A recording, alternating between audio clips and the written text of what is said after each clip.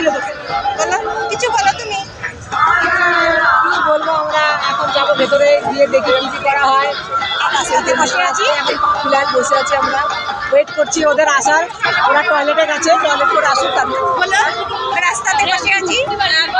টিকিটের জন্য প্রগতি ময়দানের সামনে বসে আছি। টিকিট নিতে গেছে, টিকিট এখানে অ্যাভেলেবেল নেই, ওইখানে বিকেল হয়ে যাবে।